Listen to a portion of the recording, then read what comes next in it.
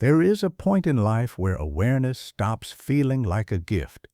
It starts to feel like a responsibility, not because knowledge hurts, but because it removes excuses. Before awareness, life is lighter. You react, you follow, you repeat, and no one expects much from you, not even yourself.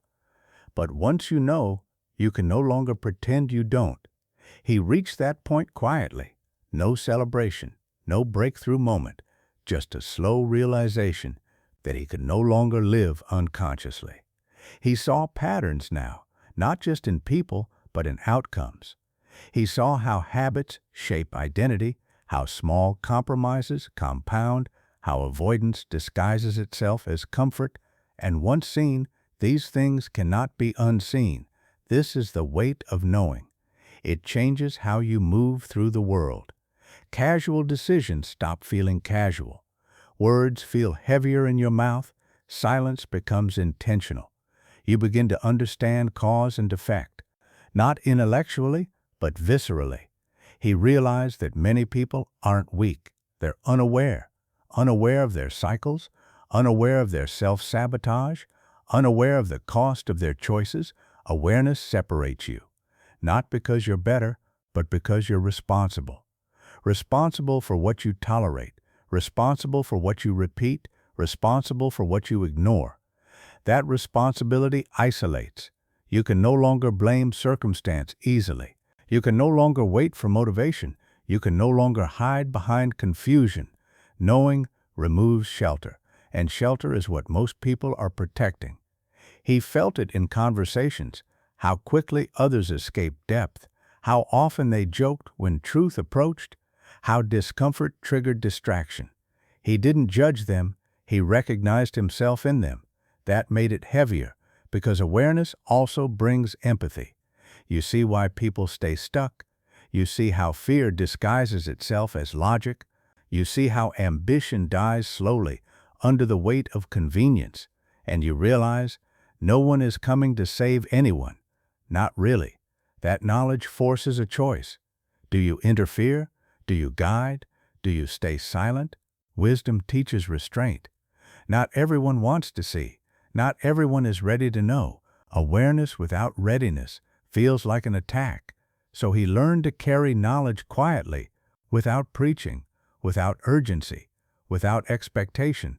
That restraint took strength, because knowing makes you want to act. But acting prematurely creates resistance. He learned that timing matters, and timing requires patience. Patience is not waiting. It is emotional regulation in the presence of clarity. He began to notice how often people react instead of respond. Reaction is automatic. Response is conscious. Knowing shifts you into response, and response takes energy. Energy you must protect. Because once you know, you cannot afford constant emotional leakage. Every unnecessary argument drains you. Every reactive moment weakens you. Every distraction pulls you away from alignment. He became selective with attention, not cold, intentional.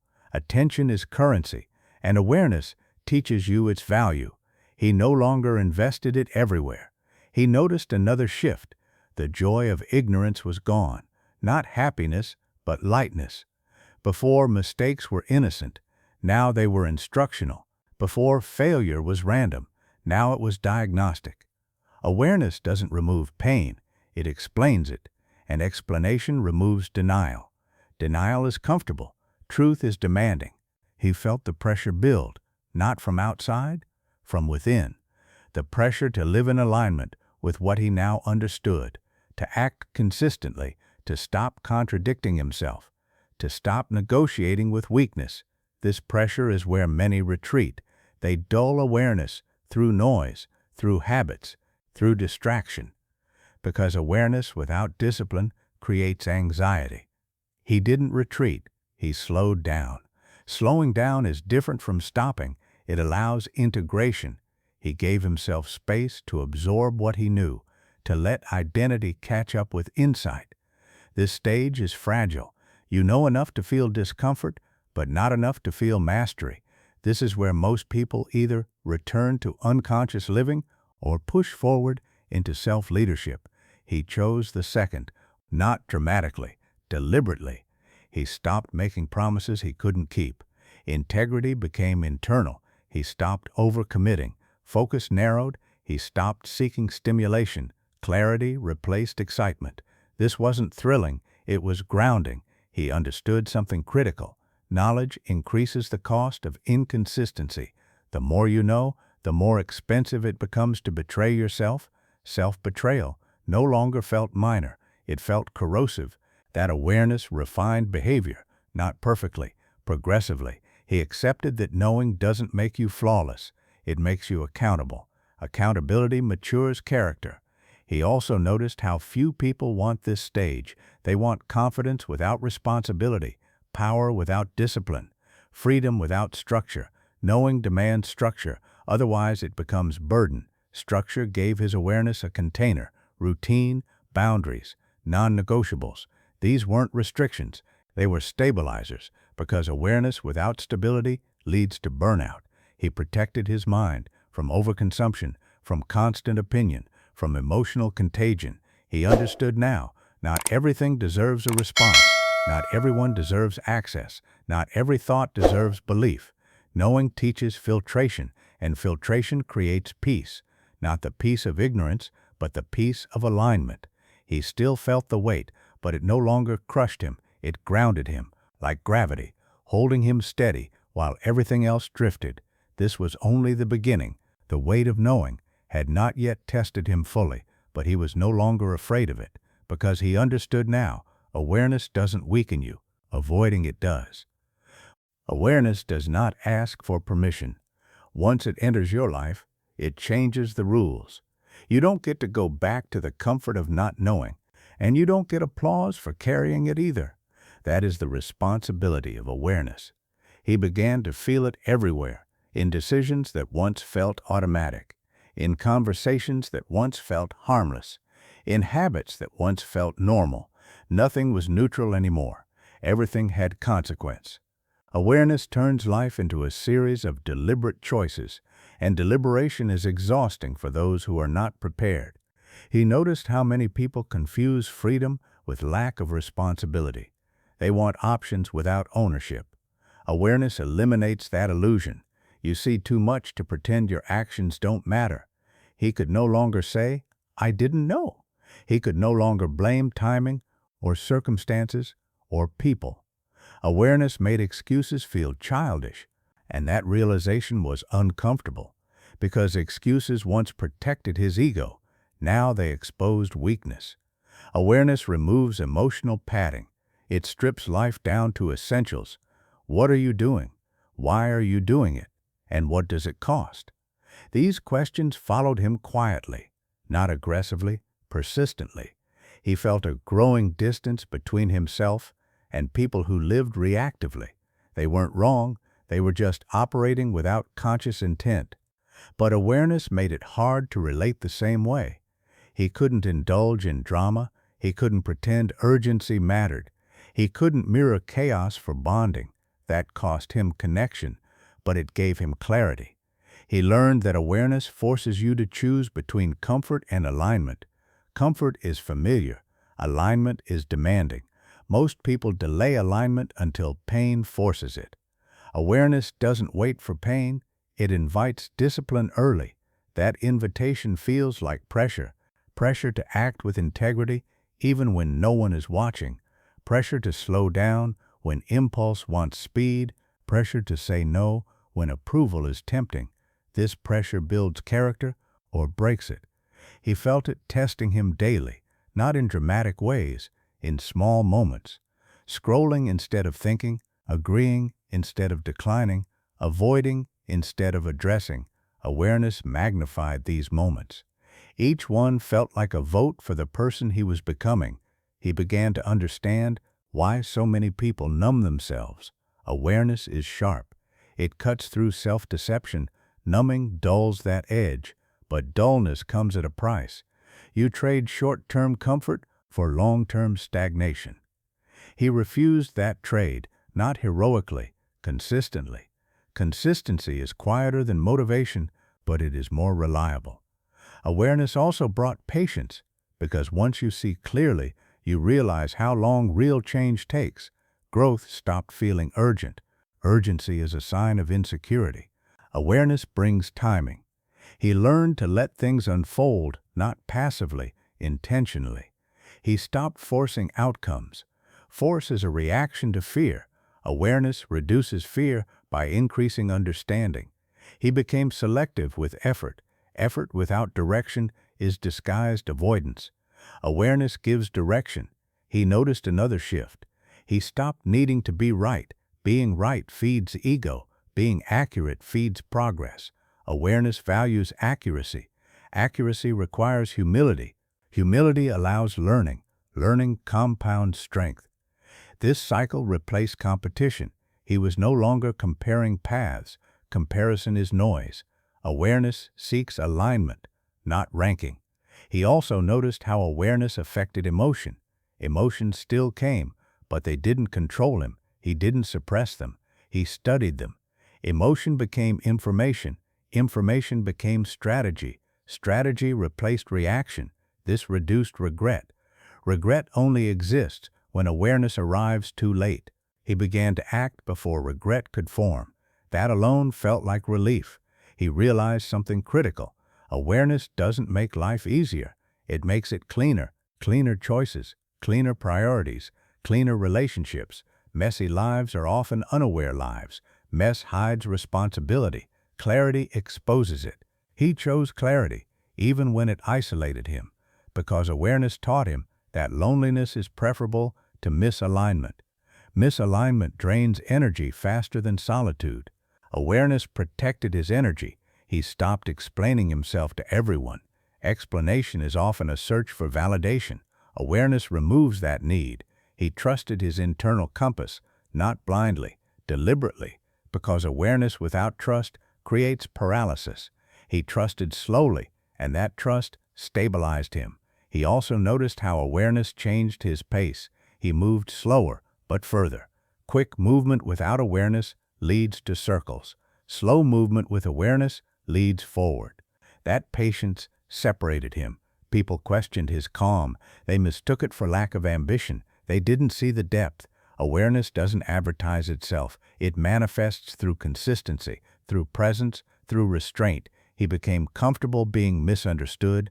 Misunderstanding no longer threatened identity. Identity had matured internally. This maturity was quiet but powerful, because awareness had taught him that the strongest form of control is self-control, and self-control is the highest form of freedom. Awareness does something unexpected. It changes how power feels, not power over others, power over self, and that kind of power creates distance, not because you want separation, but because not everyone can stand in the presence of grounded clarity. He noticed it gradually, how people reacted differently to him now. Some felt uneasy, some became defensive, some grew quieter, some leaned closer. Awareness alters energy, and energy is felt before words are spoken. He no longer needed to assert himself. Assertion is insecurity dressed as confidence. Presence did the work. Stillness did the work. Restraint did the work. That unsettled people who relied on reaction. Because when someone doesn't react, you lose leverage. Awareness removes leverage. Praise stopped inflating him. Criticism stopped provoking him. Both became information, nothing more. This neutrality confused others. They were used to emotional exchange, used to feedback loops, used to control through reaction. Awareness breaks those loops, and when loops break, distance forms. He began to understand why leaders often feel isolated, not because they are above others, but because they must regulate themselves when others cannot. Awareness demanded regulation, not suppression. Regulation. He allowed emotion to arise without allowing it to decide. That distinction is rare. Most people are driven by whatever they feel in the moment. Awareness inserts a pause, and in that pause, power lives. He started choosing silence more often, not passive silence, intentional silence. Silence that allows others to reveal themselves, People fill silence. They project, they explain, they expose motive. Awareness listens, and listening creates advantage. He saw how relationships changed. Some bonds weakened. They had been built on shared confusion.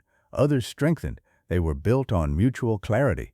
Awareness doesn't destroy relationships. It filters them. Filtering feels like loss, but it is alignment. He stopped trying to be understood by everyone. Understanding is a privilege, not a requirement. This freed him because the need to be understood is emotional dependence.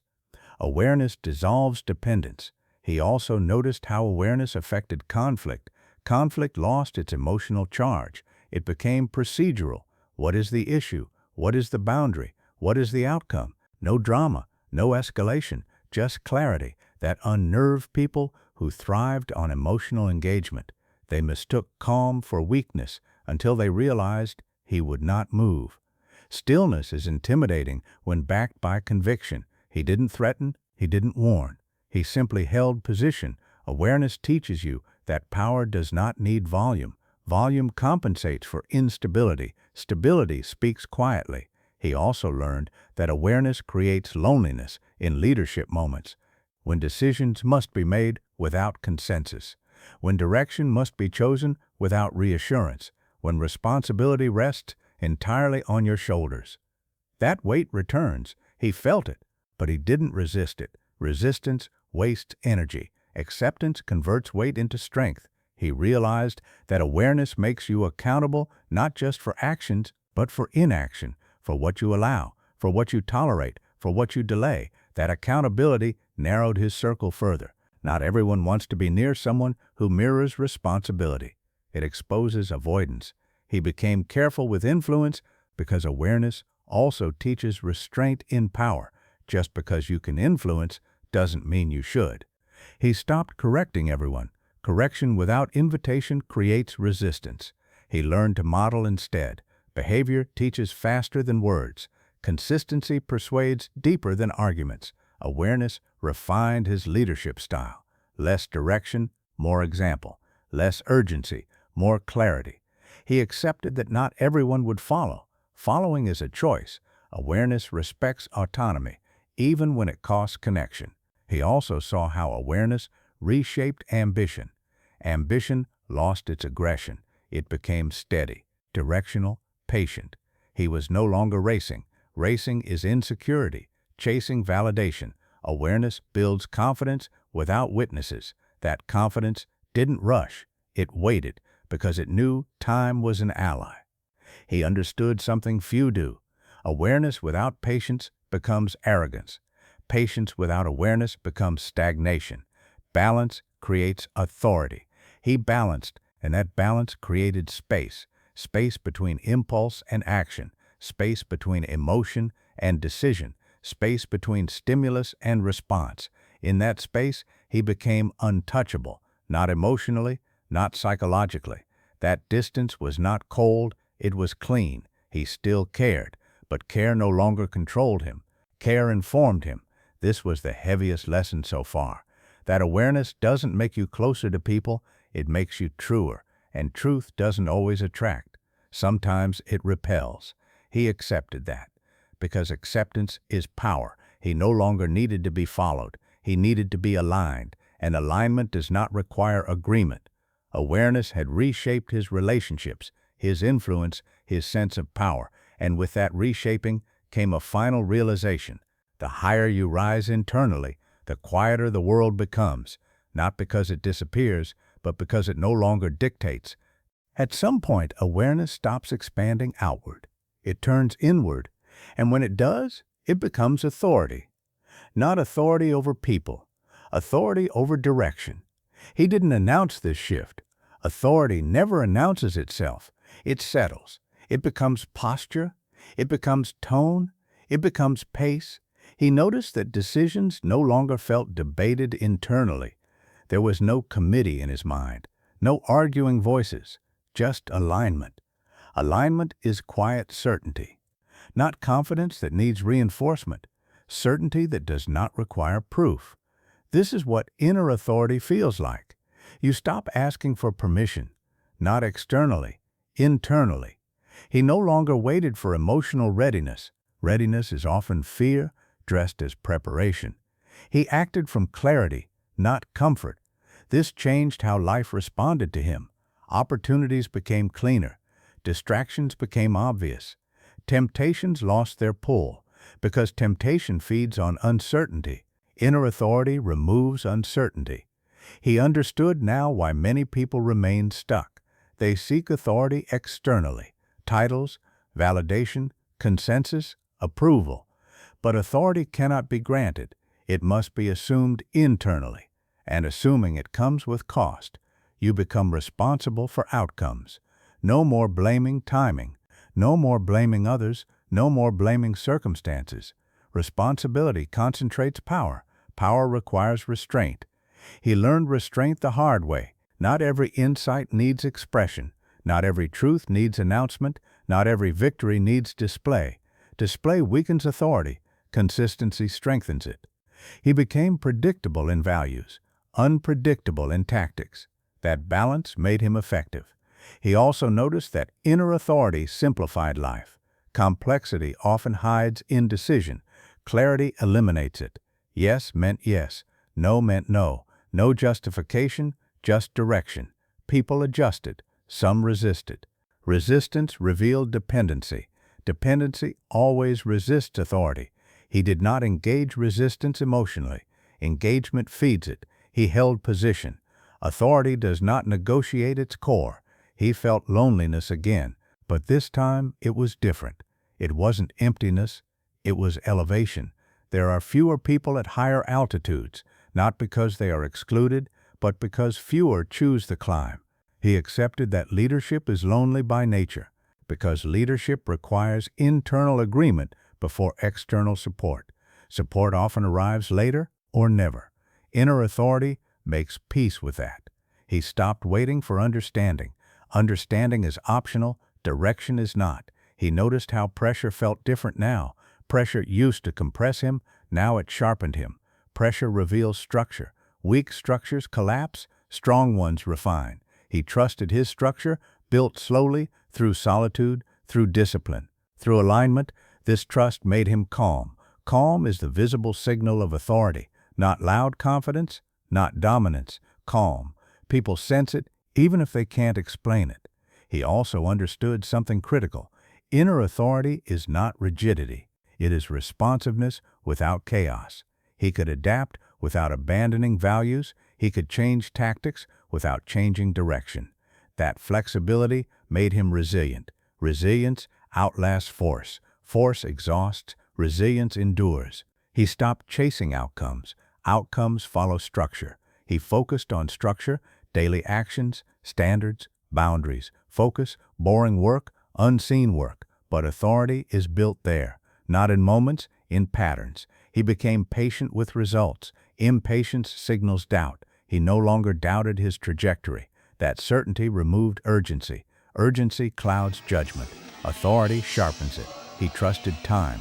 Time aligns with clarity.